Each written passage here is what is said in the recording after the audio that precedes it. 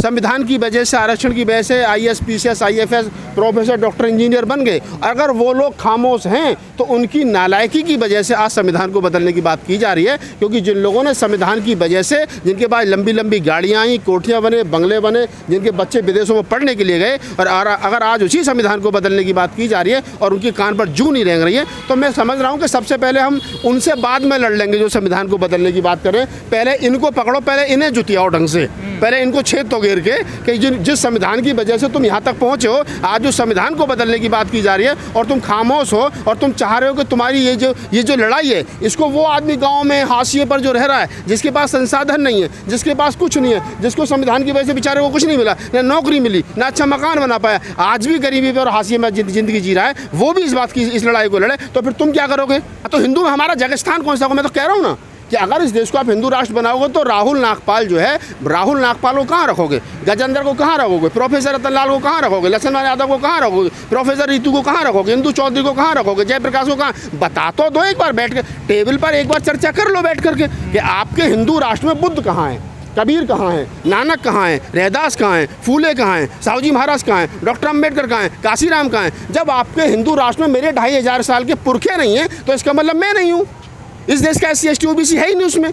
नहीं तो बताओ आप मुझे, आप जो हिंदू राष्ट्र बनाओगे उसमें बुद्ध कहाँ रहेंगे? लेकिन आप तो प्रधानमंत्री के जो आर्थिक सलाहकार हैं उन्होंने बोला इस बात। देखिए, विवेक देवराय की जो बात है, मैं हमेशा से कहता हूँ, आज से पहले जो भी व्यक्ति संविधान को बदलने की बात करता था, मैं कभी उसको इसलिए ज़्यादा गंभीरता से नहीं लेता था, तो मुझे लगता था कि कहीं ना कहीं ये आदमी इस पर हमें बात नहीं करनी चाहिए, उसका खुद कोई वजूद नहीं है। लेकिन विवेक देवराय जिन्होंने ये बात कही है कि संविधान को बदल देना चाहिए और हमें नए संविधान की ज़रूरत है, तो ये सवाल यहाँ खड़ा होता है कि विवेक देवराय है कौन? विवेक देवराय प्रधानमंत्री के वित्त सलाहकार समिति का चेयरमैन है, चेयरमैन पर्सन। तो अब वो आदमी जो प्रधानमंत्री के साथ रोज बैठ करके चाय कॉफ़ी पीता है, वो आदमी संविधान को बदलने की बात कर रहा है, तो आप समझ लीजिए ये बात कोई आम नहीं है। ये बात वही बात है जो प्रधानमंत्री के साथ बैठ करके चाय कॉफ़ी पीते वक्त रोज़ की जाती है, और आज उस बात को सार्वजनिक तरीके से मतलब एक तरीके से कहा जा रहा है। और ये बीजेपी का चाल और चरित्र रहा है, क्या वो पहले हल्का सा पत्थर मार के देखते हैं कितनी हलचल होगी।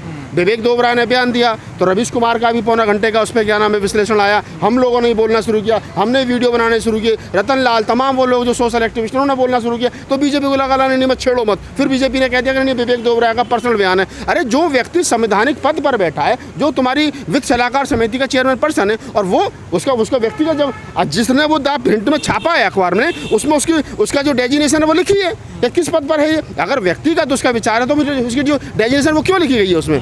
तो ये क्या, ये वो तो बाद में किनारा किया ना जब विरोध हुआ। मैं वही कह रहा हूँ गजेंद्र जी, बीजेपी का शुरू से ये चाल चरित्र रहा है। बीजेपी जो काम वो करना चाहती है 2 साल के बाद में, वो आज किसी से कहवाएगी, खुद नहीं कहेगी, फिर देखेगी इसके बात का कितने मायने हैं। मतलब पहले साधु संतों से कहवाना शुरू करा, भाई संविधान बदल दो, फिर और लोगों ने, एक आध प्रोफेसर, एक आध आनंद उसने बोल दिया, हेगड़े ने बोल दिया कि अभी संविधान बदल दो, मिनिस्टर ने बोल दिया, सांसद ने बोल दिया, अब प्रधानमंत्री के वित्त सलाहकार ने बोल दिया, कल को प्रधानमंत्री बोल देगा संविधान को बदल देना। ये क्या, ये सीढ़ी दर सीढ़ी चढ़ते हैं, चेक करते हैं कितनी हलचल है। जब ज़्यादा हलचल होने की शुरू होती है तो फिर बैकफुट पे आ जाते हैं। ये तमाम देखिए 13 पॉइंट रोस्टर का मामला रहा हो, चाहे 2 अप्रैल भारत बंद का मामला रहा हो, सरकार की जब तक ईंट से ईंट नहीं बजाई जाती है तब तक सरकार सुनने के और कुछ पीछे हटने के मूड में नहीं होती है। सरकार हमेशा जब खास तौर से बहुजन समाज के लोगों से टकराई है तब तक उसको मुँह की खानी पड़ी है। लेकिन ये बड़ा मामला है संविधान को बदल देने वाला, तो इस पर तमाम उन लोगों को, जिन लोगों को संविधान को अधिकार बहुजनों को मिल रहे हैं, सबको मिल रहे हैं। मैं कह रहा हूँ कि सबसे ज़्यादा तो हमें मिले ना।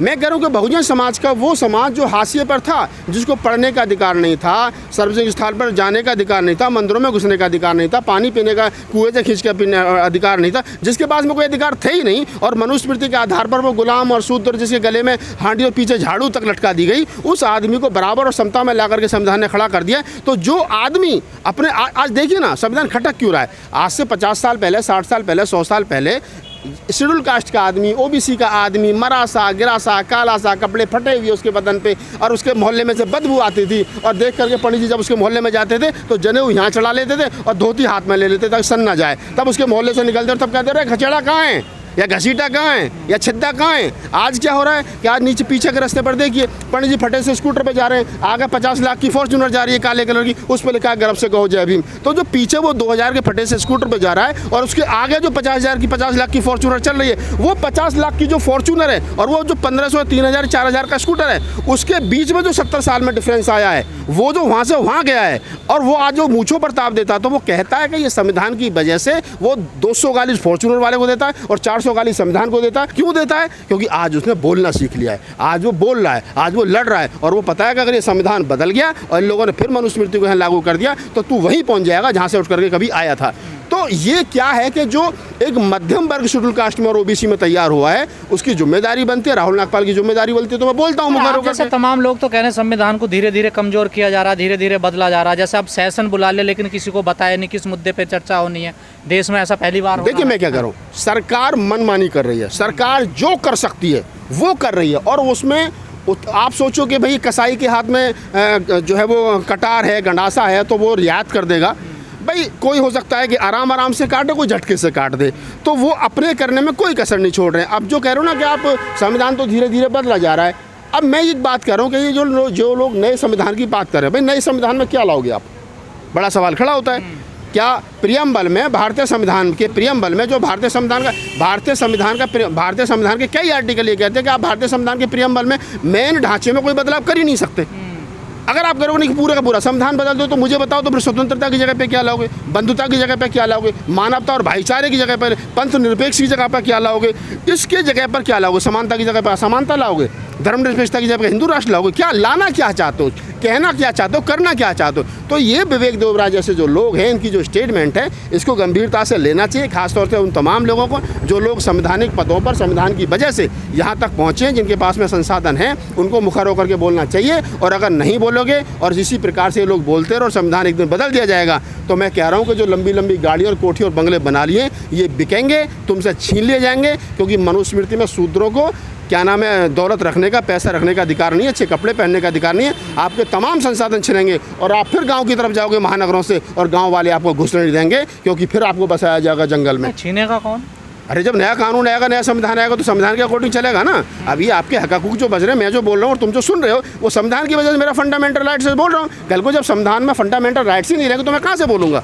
जब मुझे बोलने का अधिकार नहीं होगा, शूद्रों को शिक्षा का अधिकार नहीं होगा, शूद्रों को, दलितों को, महिलाओं को इस देश के अंदर धन रखने का अधिकार नहीं होगा, तो क्या होगा फिर? आप तो हिंदू में हमारा जगह स्थान कौन सा होगा? मैं तो कह रहा हूँ ना कि अगर इस देश को आप हिंदू राष्ट्र बनाओगे तो राहुल नागपाल जो है, राहुल नागपाल को कहाँ रखोगे, गजेंद्र को कहाँ रखोगे, प्रोफेसर रतनलाल को कहाँ रखोगे, लक्ष्मण यादव को कहाँ रखोगे, प्रोफेसर रितु को कहाँ रखोगे, इंदु चौधरी को कहाँ रखोगे, जयप्रकाश को कहाँ? बता तो दो एक बार, बैठ के टेबल पर एक बार चर्चा कर लो बैठ करके कि आपके हिंदू राष्ट्र में बुद्ध कहाँ है, कबीर कहाँ है, नानक कहाँ है, रैदास कहाँ है, फूले कहाँ हैं, साहूजी महाराज कहाँ हैं, डॉक्टर अम्बेडकर कहाँ हैं, काशीराम कहाँ हैं? जब आपके हिंदू राष्ट्र में मेरे 2500 साल के पुरखे नहीं हैं, तो इसका मतलब मैं नहीं हूँ, इस देश का SC ST OBC है ही नहीं उसमें।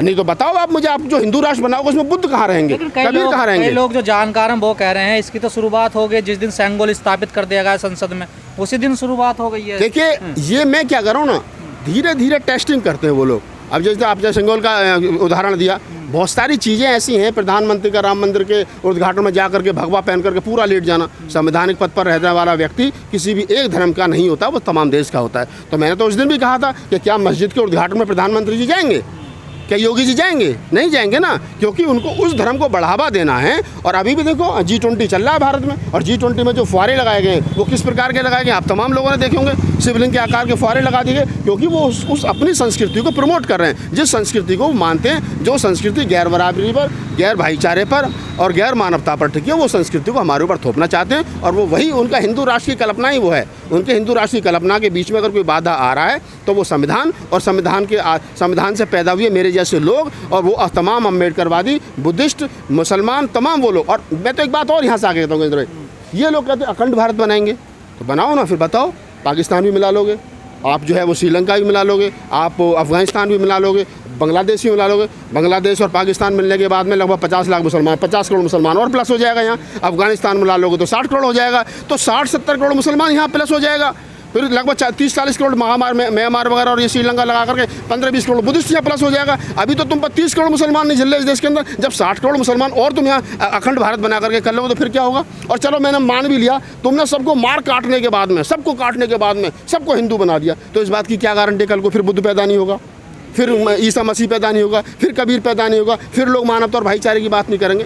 तो ये कोरी कल्पनाएं हैं, ये लोग अपना रात को सपना देखते हैं। आप लोग भी तो जो लोग आज भारत का संविधान बदलने की बात कर रहे हैं या जो लोग गैर संवैधानिक बात कर रहे हैं, तो इसके पीछे उनकी कोई ताकत नहीं है। इसके पीछे जो बहुजन समाज के नालायक नेता हैं और जो बहुजन समाज की नालायकी है, ये सबसे बड़ा कारण ये है। अगर बहुजन समाज के नेता नालायकी छोड़ करके लायकी पर आ जाएं और वो कहीं ना कहीं जो लोग संविधान की बदौलत 131 सांसद 1044 विधायक चुन करके जो पार्लियामेंट और विधानसभाओं में पहुँचे और जो संवैधानिक पदों पर बैठे हैं और जो लोग